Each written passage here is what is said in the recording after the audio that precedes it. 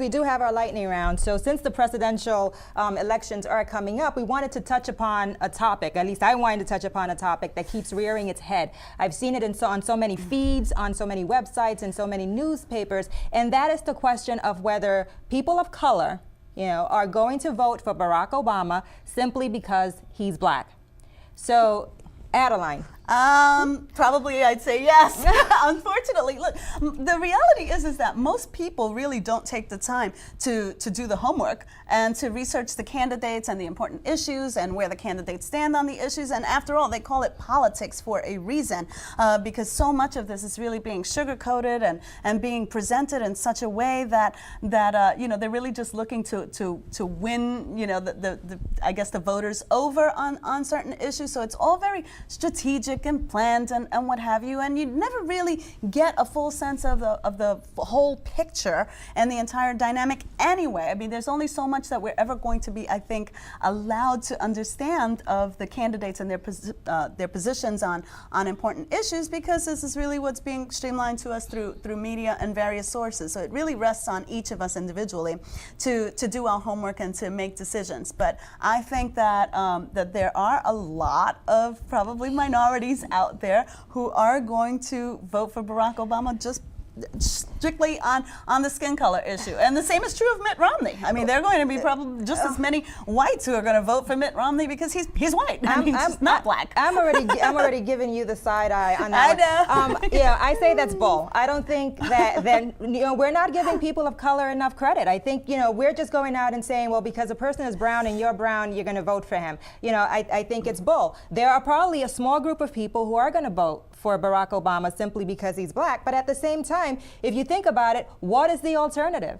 At this point, at this current time in history, we have a Republican Party that is extremely hostile to the interest of people of color, be it immigration, be it education, be it taxation. That's not to say that they've always been like that or it's always going to be like that, but at this point in time, that's what it is.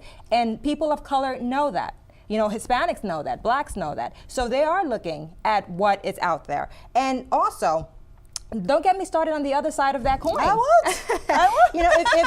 If you mentioned it, you touched upon it when you say that people are going to vote for Mitt Romney simply because he's white as well, or simply not the black guy. Exactly. So let me tell you this. How is it possible that people are comfortable wearing a T-shirt at a Republican rally that says, put the white back in White House? Right. I've seen those T-shirts on the news. How is it possible that people are selling bumper stickers and T-shirts that say, do not renege, N-I-G, half outrageous. of nigger, at rallies and on bumper stickers. We're going to show you a graphic of this on a bumper sticker, that people are walking around with this on their car.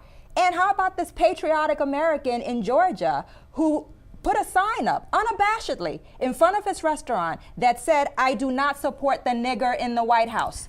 Okay, are we actually going to sit here and say that those people are voting for Mitt Romney because of his platform, or are they voting for him because he's white? Absolutely. Yeah, they're voting for him because he is not the quote unquote nigger in the White House. Exactly. Just not black. Marco? Well, as the white guy. Well, first of all, it is sort of perplexing, but I think the second half of your point actually makes the point of why people do vote for color. If I were a person of color and I saw that there was this big backlash against, say, Obama in this case, I would find a lot of good reasons to vote for my color, for no other reason than a reaction to that. And when I talk to voters over the years, you'd be surprised, regardless of race, what crazy things some of them vote for. Oh, I like his hairstyle, or he's young and handsome, I like the way he smokes a cigar, all sorts of silly things. So I don't think color is absolutely an extraneous reason for voting.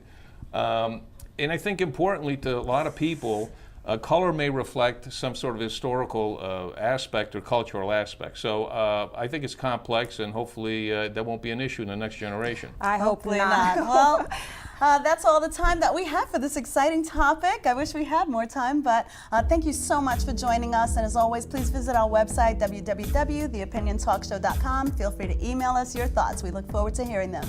Bye-bye.